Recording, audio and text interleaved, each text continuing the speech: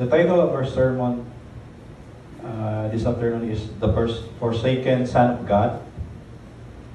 We know na dako kayo ni siya na topic, dako kayo ni siya na subject, kaning Mark 15 verse 33 to 41, and usa ka adlaw dili enough nga mutakol ani nga topic tungkol sa kanindot ka amazing ka grabe ang mensahe ani nga passage.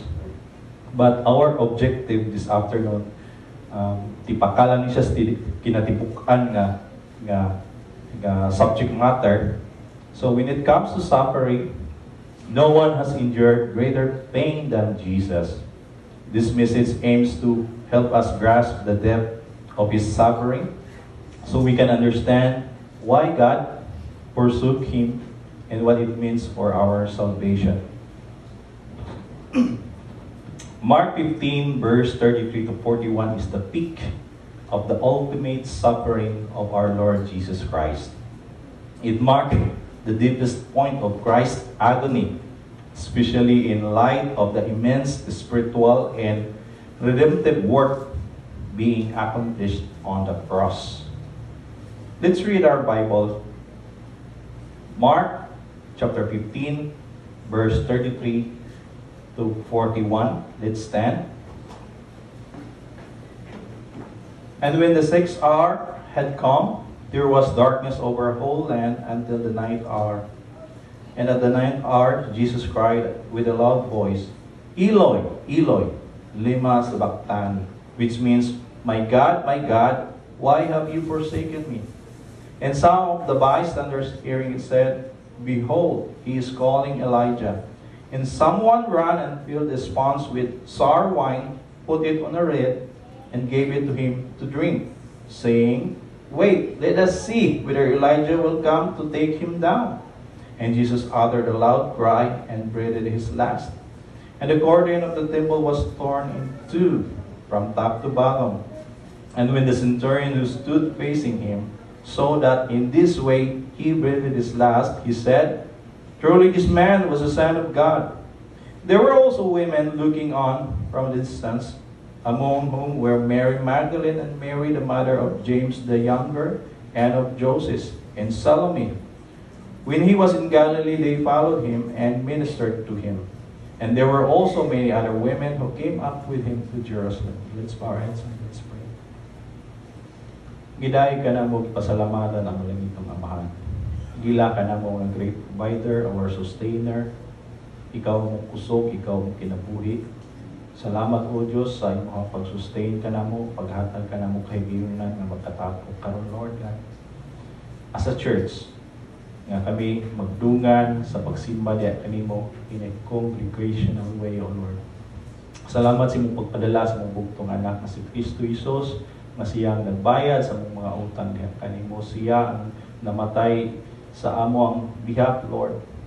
Salamat sa pagluwas, Lord. Salamat nga siya ang naglukat sa among tagsa-tagsa ka kinabuhi, o siya na ang ilang master Ginoo sa among tagsa-tagsa ka kinabuhi.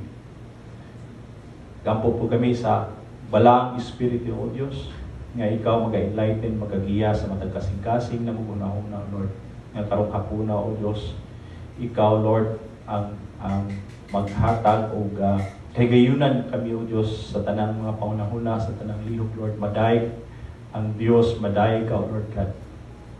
O magakonvict, Lord, sa matag na kasing-kasing na mo, O Diyos, nga ikahimaya, ika-please sa aming mamahan, Lord.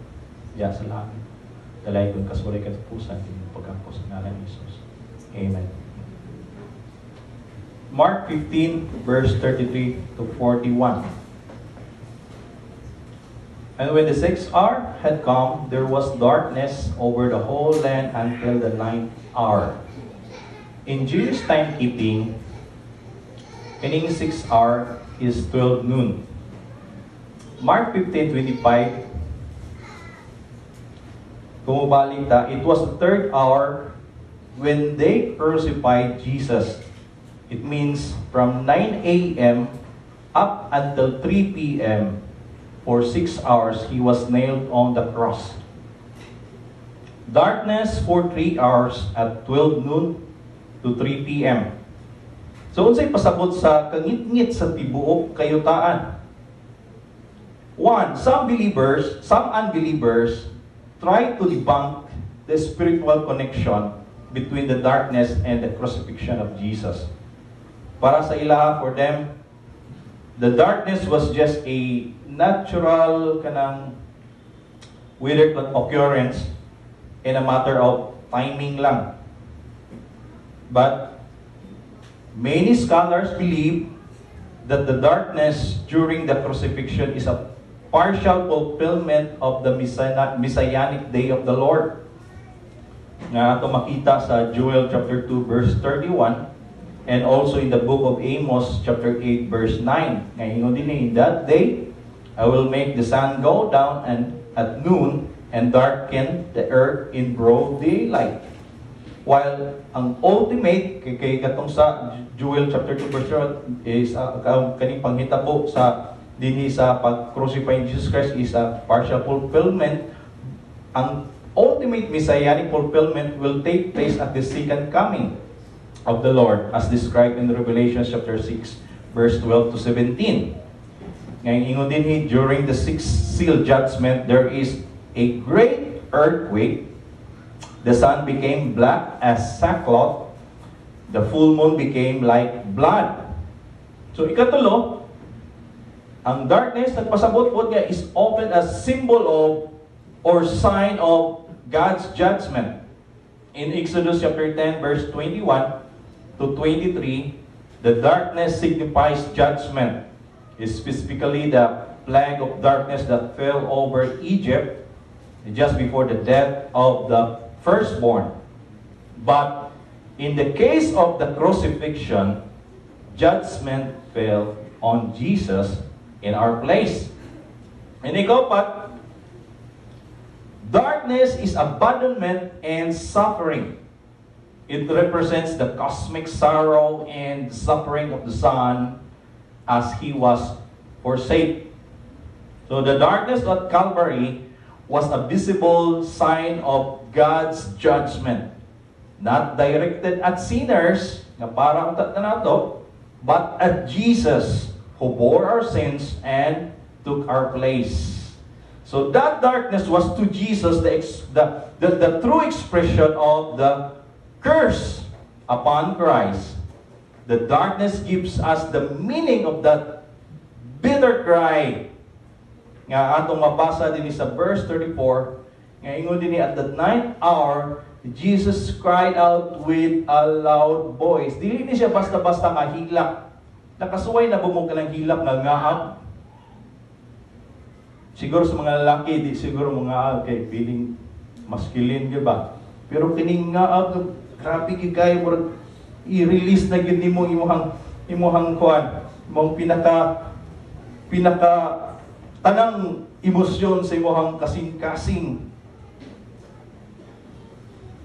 Jesus cried out with a loud voice, Eloi, Eloi, lema sabachthani, which means, my God, why have you forsaken me?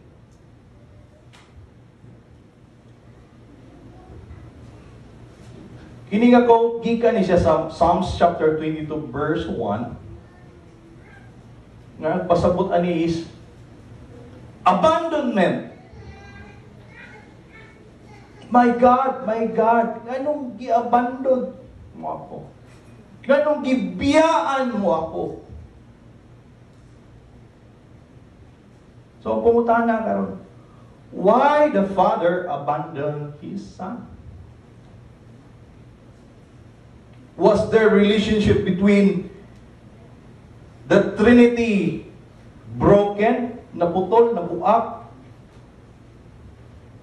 na wala na connection? No. Ato lang i-clarify. The Father, the Son, the Holy Spirit are eternally united. Walay makaputol ana. God cannot cease to be triune. Ang nahitabo din that Jesus was not truly abandoned, but in experience, in what he felt, in his life experience, he expressed the real sense of separation. He experienced the burden of carrying all human sin. Pait kayo. Isaiah 53 verse 5 to 6 sa NLT version, but he was pierced for our rebellion, crushed for our sins. He was beaten so we could be whole. He was whipped so we could be healed. All of us like sheep have strayed away. We have left God's path to follow our own. Yet the Lord laid on him the sins of us all. Eloi, Eloi, lema sabachthani. This cry, combined with the darkness, reflects the spiritual abandonment nga gi-endure ni Jesus as He bore the sin of the world. Sakit kaayo sa iyang kasing-kasing. Actually, mauni ang pinakasakit nga na-experience ni Jesus. Masakit pa ni kay sa latos. Masakit pa ni sa tusok sa lansang sa iyang kamot o sa tiil o sa duslak ni siyang kilid. Sakit pa ni sa bugal-bugal sa iyang mga fellow, mga Hudyo, mga BI-BI, mga pagtraidor, mga pagbakak. Kaya ang iyang amahan mismo mibubo sa silot ngadto sa anak, silot sa sala nga atong gibuhat. O kining pagsampit ni Hesus, Eloi, Eloi, lema sabachthani. Wala ni masabti sa mga bystanders dito nga nakapalibot dito sa tungod, kundiin gilansang si Jesus. Muna sa verse 35, some of the bystanders hearing it said, "Behold, he is calling Elijah." Eloi, Eloi, lema sabachthani is Aramaic word. Psalm 22 verse 1, Eli, lahat mo siya, Eloi ang sa Aramaic, Eli, Eli, lama sabachthani is a Hebrew language. We know that Jesus' mother tongue is Aramaic. So wala kayo nila na klaro kung ang gimension ni Jesus Eli, Elias, Elijah. Kay mo man nila, behold, he is calling Elijah. Kay Eli, Elias, Elijah is the same person na siya. Kung mao ba gitawag ni Jesus. Pero nagtuo sila nga si Elijah gayud ang iyang gitawag. Kay nag-expect man po sila ang kining mga Hudiyo mubalik si Prophet Elijah before moabot ang Mesiyas, according sa Malakay chapter 4 verse 5. So kinsa man is Elijah? One of the greatest prophet in the Bible. Sa pagkatao ni Jesus, balik na almost 900 years ang pag-exist ni Elijah. So maisog siya, nagmilagro, daghang po mga accounts nga panalanginan siya sa Dios, o grabe ang iyang pagtuo sa Dios, lawom. And mabasa na tong iyang account sa 1 Kings chapter 17 to 2 Kings chapter 2. And ang usa sa pinaka-highlight ni Elijah is wala siya naka-experience o kamatayon. So sa ilang sayop nga pandungog, ilang gihimong bugal-bugal, nga basin, maabot, kunuhay si Elijah. And verse 36, someone ran and filled a sponge with sour wine, put it on a reed, and gave it to him to drink, saying, "Wait, let us see whether Elijah will come to take him down." There are two gospel accounts kung diin si Jesus gi-offeran of drink. Something to drink. While naa siya sa cross. Ang first instance, iya kining gibalibaran. Ang ikaduha is nisip siya. Ang permero is mabasa na to sa Mark chapter 15 verse 23 nga ingon din then they offered him wine mixed with myrrh, but he did not take it. And then sa uban pud nga version, myrrh with gall, abdo. Now ang purpose ani nga permirong i-offer nga wine is para madal ang pain.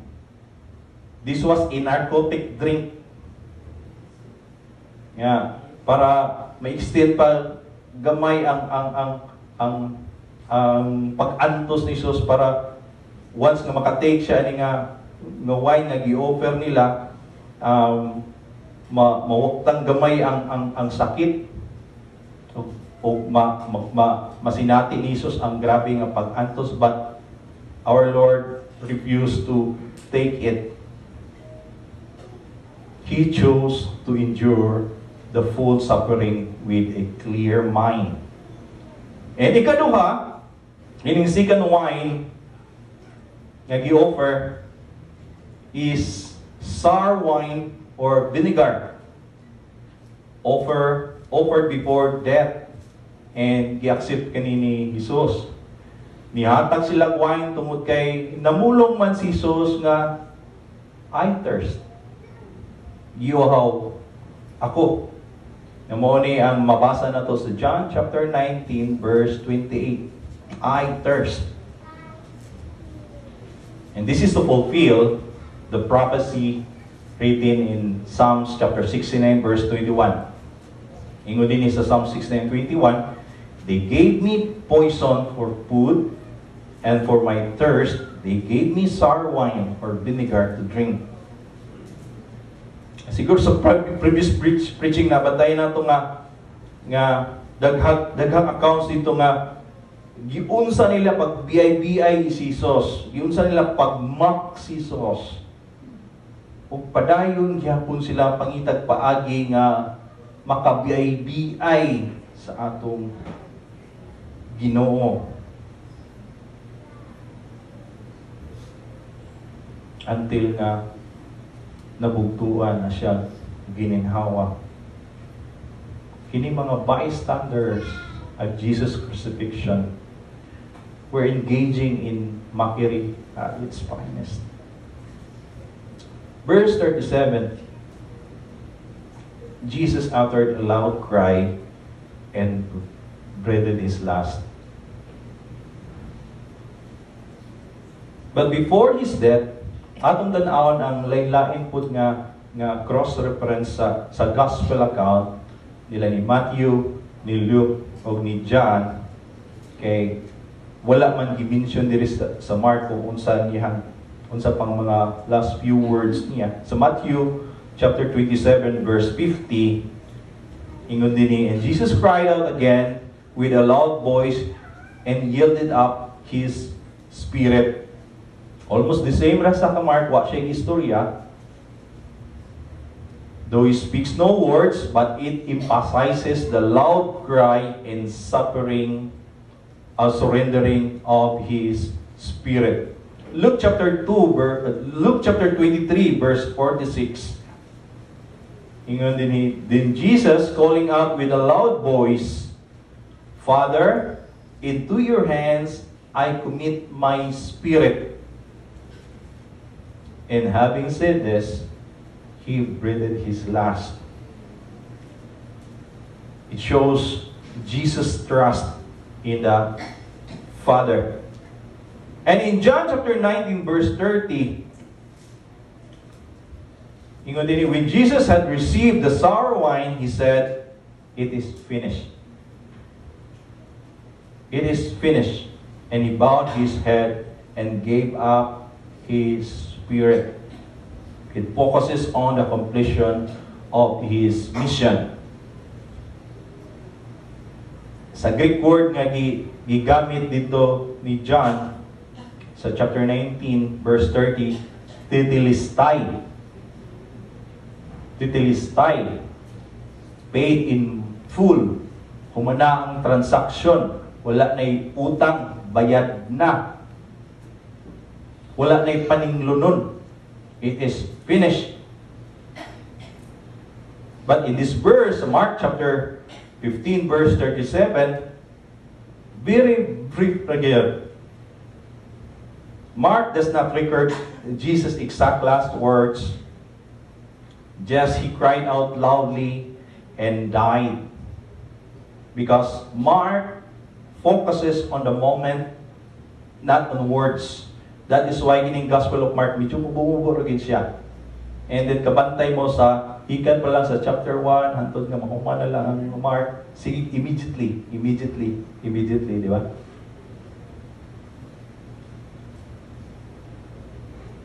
Now, namoy na bantayan kining immediate effect. Na ay duha ka immediate effect nga nahitabo after the death of Jesus. Verse 38 and 39, una, 38, the curtain of the temple was torn in two. Dili siya basta-basta pagka-turn in two, gikan mismo sa ibabaw, padung sa ubos. From top to bottom. And ikaduha, the centurion who stood facing him saw that in this way he breathed his last. He said, "Truly, this man was the Son of God." Muning duha ka effect, diha dayon ni epekto sa pagkamatay ni Jesus. Ang kining veil in the temple, dili ni sila basta-basta nga magisi by any human being. Hingalo man, ang gibag-on ani is 4 inches, 100 ang gibag-on. And then ang gitas-on is 13.5 meters ang gitas-on. So heavy that it required 300 priests to move or handle it. Gahi, bukat. Hindi basta-basta. But the curtain was torn by God to remove the separation between God and man. Nga di makayang gisiyon sa tao, but God made it. So that we may now have access to Him through Jesus. The curtain separates the holy place from the most holy place. Kining templo magod na ani siya tulo ka lugar nga para ang katong outer court, inner court, and then katong the most holy place nga kanang most holy place only the high priest ang makasulod ana, but once a year pagyud, dili kada adlaw. But there is no longer any barrier that keeps us from drawing near to God because of Christ Jesus. Hebrew chapter 10 verse 19 to 21. We have now confidence to enter the holy places by the blood of Jesus, by the new and living way that He opened for us through the curtain. That is, through His flesh. And since we have a great priest over the house of God,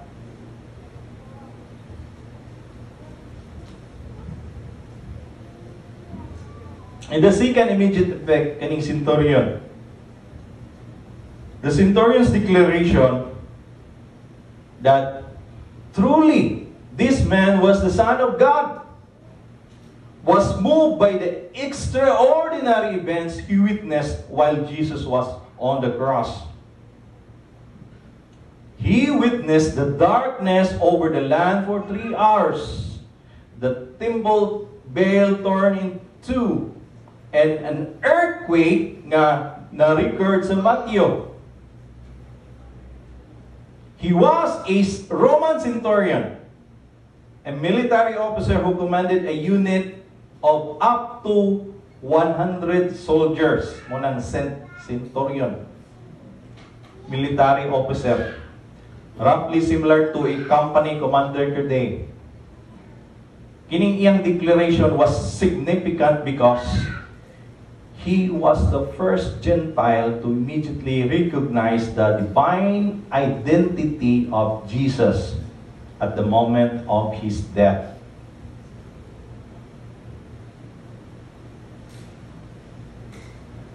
The Gospel of Mark was written to address the struggle in understanding who Jesus is. The centurion's declaration is the answer to Mark chapter 1 verse 1. Mabalik ta sa Mark chapter 1 verse 1, ingon din the beginning of the gospel of Jesus Christ, the Son of God. Yes, that's true. Jesus is the Son of God. But the forsaken Son of God, forsaken by the Father to bear our sin, and forsaken by His disciples because of fear and failure. Kung kita po siguro sa panahon ni Jesus, niya mga disipulo niya, mag-ihay po ito panagan siguro.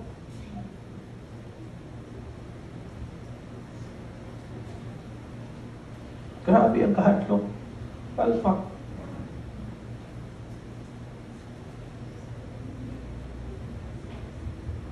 Kinsa naman lang ang nabilin.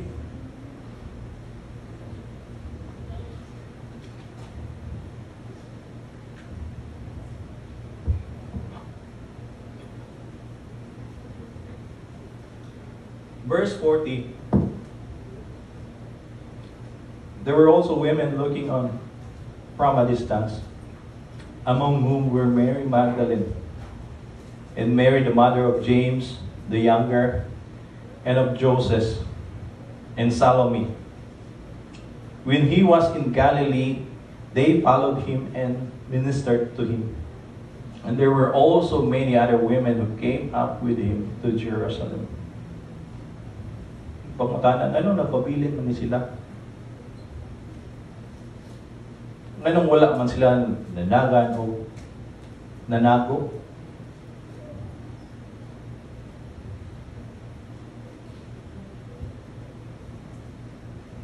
Maybe dili sila dakong hulga kay mga babae naman sila.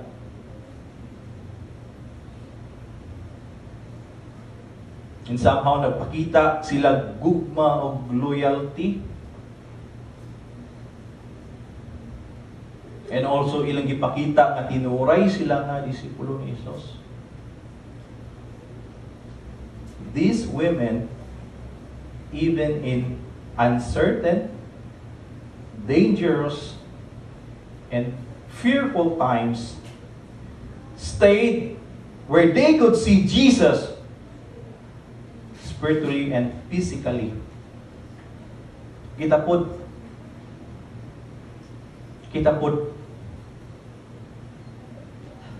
magpabilin. Staying is abiding. John 15 verse 4, the Lord says, "Abide in me, and I in you. As the branch cannot bear fruit by itself unless it abides in the vine, neither can you unless you abide in me." Seeing Jesus does not mean physical sight. but keeping your focus, trust, and faith on Him.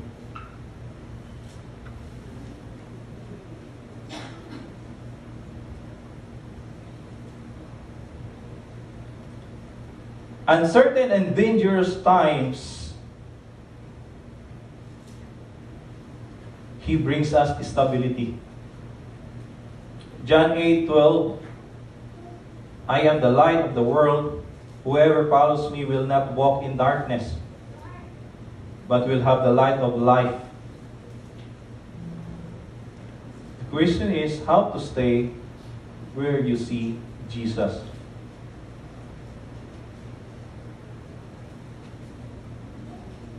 Spending time in prayer and scripture reading. Remember God's promises.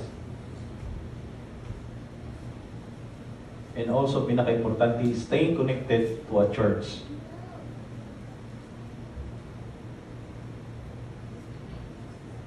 Daghan na makita ng mga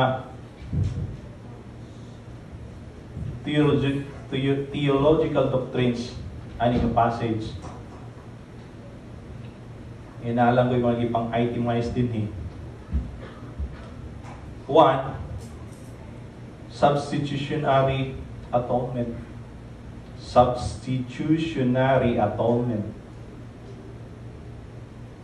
Jesus suffered and died in the place of sinners, bearing the wrath of God.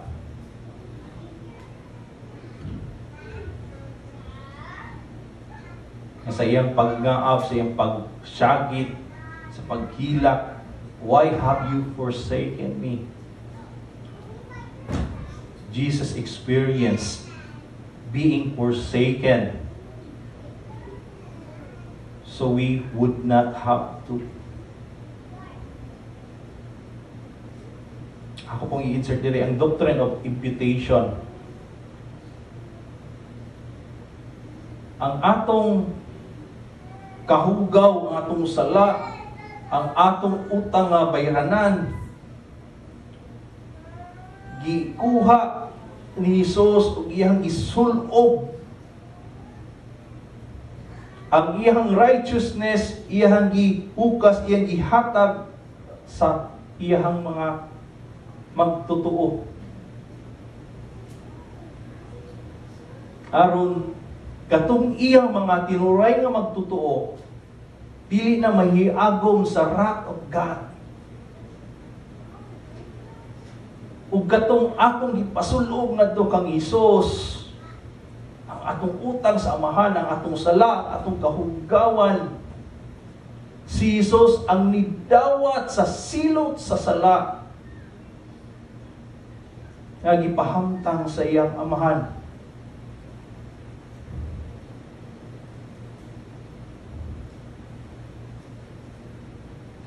Ikaduha, the wrath and judgment of God. God's wrath against sin is real and was poured out on Christ.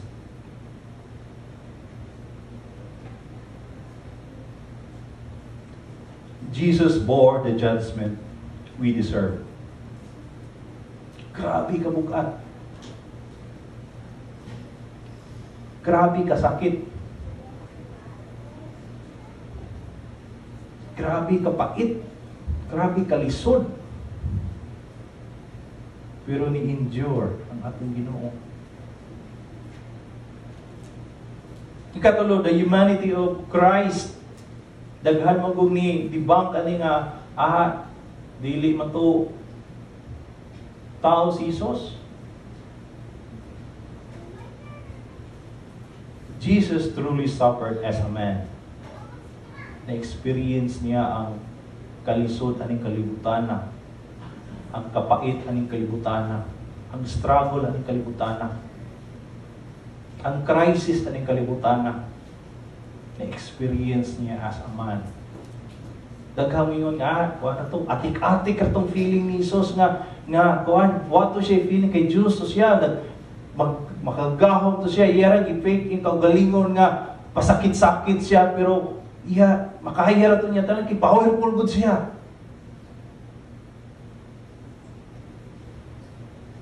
He's a real man.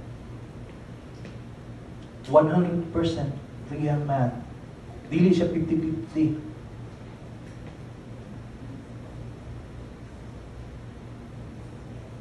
He felt the pain, abandonment, ang kauhaw, o kamatayon. Ang iyang paghilak, nagpakita sa tinuray niyang emosyon and spiritual agony. Dili lang physical, not just physical. Yan na experience as a human being, Ikaw pa, the Trinity. Nadaghan pong mga dili mo tuo sa existence aning one God, three person. The triune God, the triunity. Ang kining paghilak ni Jesus reveals a mystery within the Godhead. My God! My God!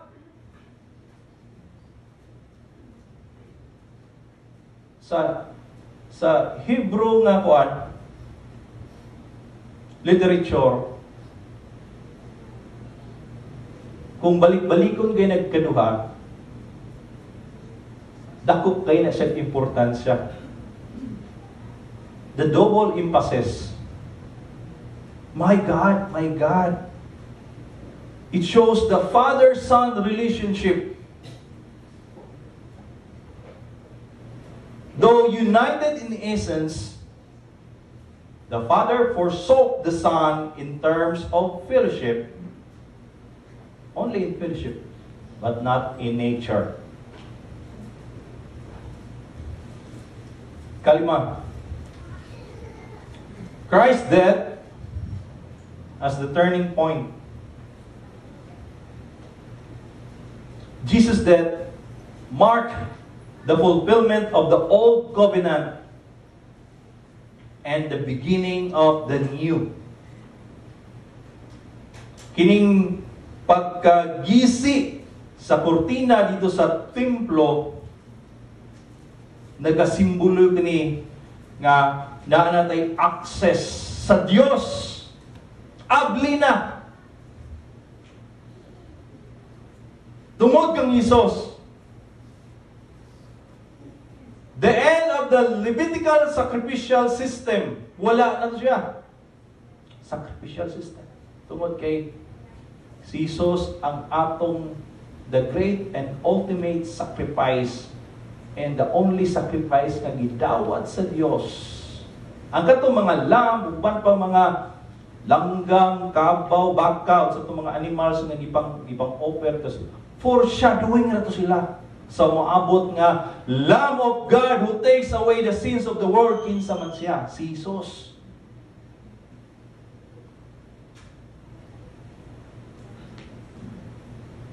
And Christ as the final high priest.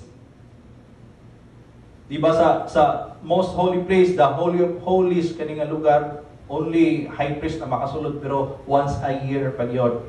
Pero tungod kay kamatayon ni Jesus mo ni ang turning point nato, si Jesus ang atong the great high priest. And dili lang once a year ta mudukol sa Dios, at pinaagi kang Isus nga atong gisaligan o gituuhan anytime, all the time, nanatay access sa Dios. Ikaw no? The deity of Christ. Jesus is declared the Son of God by a Roman centurion. This is a Gentile recognizing who Jesus truly is. One major theological moment showing Christ's lordship and universal mission. The deity of Christ. Kita na, makadeclare kita nga truly Jesus Christ is the Son of God. Unless kung wala pa ma-born again ang atong kasing-kasing, atong kinabuhi. Di ta ka-relate aning word nga deity of Christ, kani nga theology, kani nga doctrine, kung wala pa ma-regenerate ang atong kasing-kasing. But once nga ikaw nakasabot, nakag-regenerate na sa Diyos yung kasing-kasing, kaingon ka na tinuray kayo nga Diyos is a Son of God.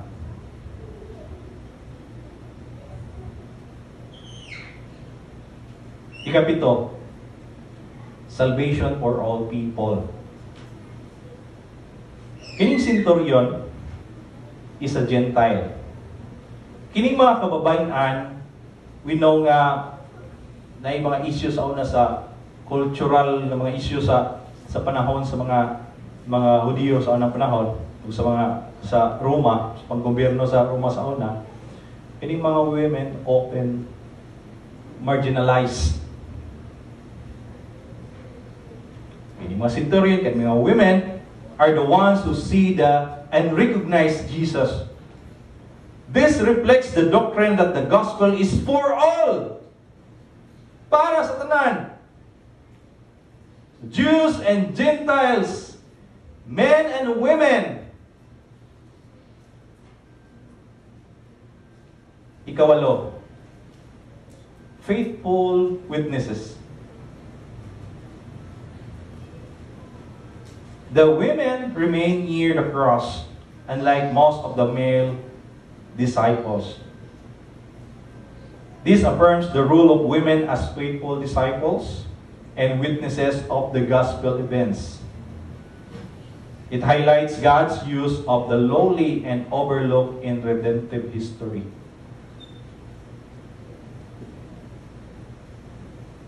Mga kababayan, nakakita sila kang Hesus before namatay, hangtod nga namatay. Mga babae po ang nakakita, nakatestify nga nabuhay o balik si Hesus. Sa unang panahon, dili tuuhan ng mga babae. Ang ilang testimonies wala, i-disregard na. But sila po, faithful witness. O gipasa ni sa tuwa karon para masabta nato na kita po giluwas sa Dios. Ipadala ang iyong bugtong anak na si Jesus.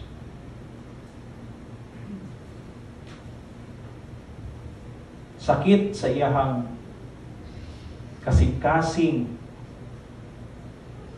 dito sa gingharian niya, dito sa langit, kumpleto. Pero ni humble down siya, ni ari siya sa atoang lugar sa mga makasala. Aron ang tuson, ang silot sa iyang amahan, nga para unta giandam sa tuwa nga alang tuson.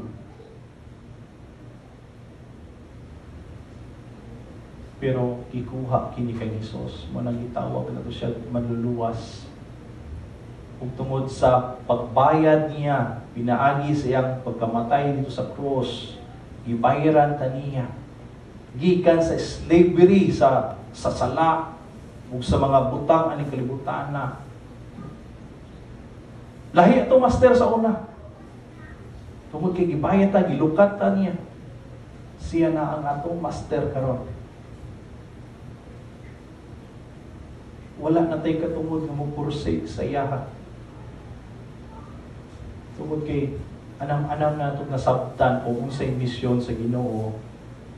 Ganit nasabtan na ginato unsay misyon sa Ginoo. Pag-anhin niya din sa kalibutan. Aron pagluwas niya, nimo, nako, kitang tanan.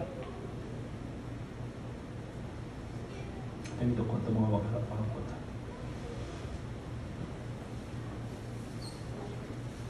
Lord, salamat sa imong kamatayon, sa imong bawas sa krus, Lord ka. Salamat sa imong pagbayad sa imong mga utang, sa imong mamahay. Salamat, Lord, na ikaw, paila, dili ka na mo, nga maluluwas. Dili na mo kayang luwason na mong kagaling mo, Diyos. Kuwang pa akong kinabuhi na ibayad sa mga utang na mo sa iyong mahal. Tungod kay ang usa ka kasalanan, usa ka sala, bayad, kamatayon. Pero kadaghan kami nakasala kanimo, Lord God, against your will. Kadaghan po gipat yun. But dili kaya sa usa ka kinabuhi, Lord.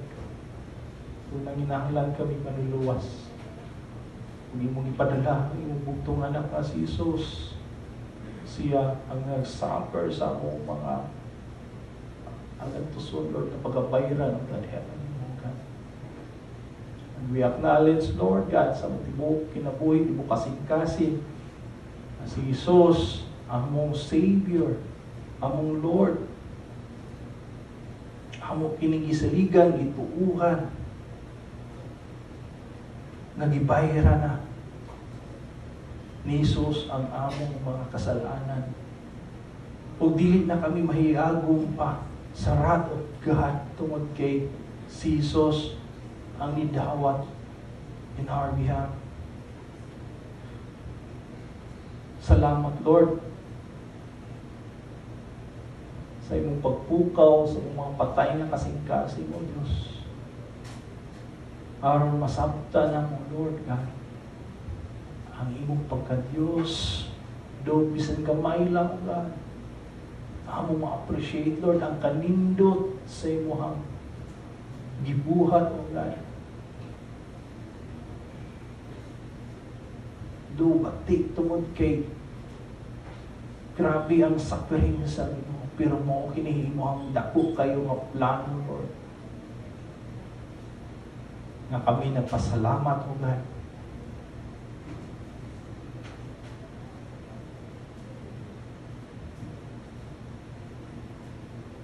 Nga namatay ang Ginoo para kami mabuhi. Padayon ka mga panalangin ng church, Lord.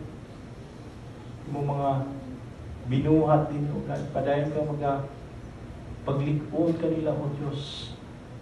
Kaliwa sa ilang mga struggles, Lord, sa ilang mga klase-klaseng problema, crisis sa kinabuhi, O Diyos.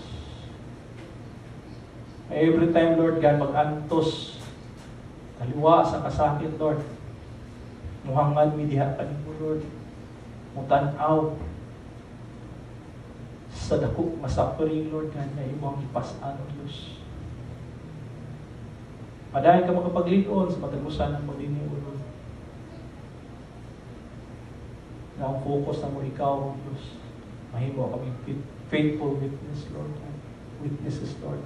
In your name, Lord, in your almighty name, in your gracious name, O Lord. Salamat, Lord, ang nalinakuna, O God, na iyong kami bitap po karon, Lord. Salamat, balang Espiritu, sa pag-convict sa matag kasing-kasing mo, sa pagkumot sa matag kasing-kasing mo, Diyos. Sa pag-remind, Lord, God, sa mga paghitabo 2,000 years ago.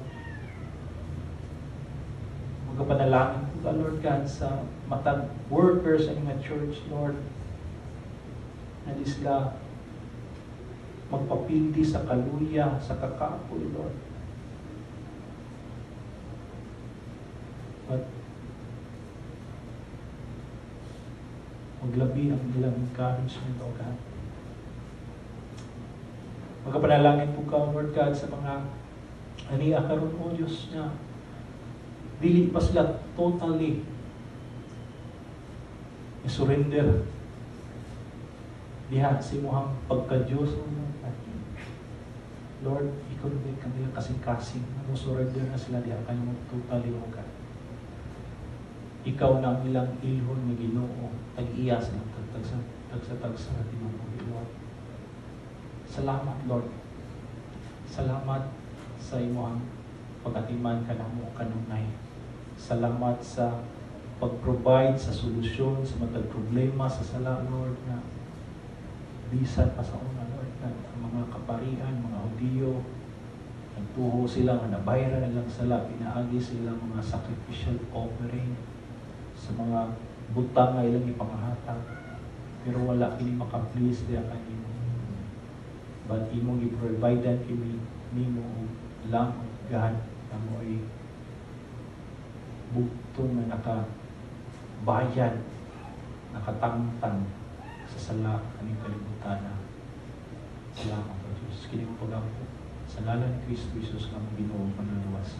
Amen.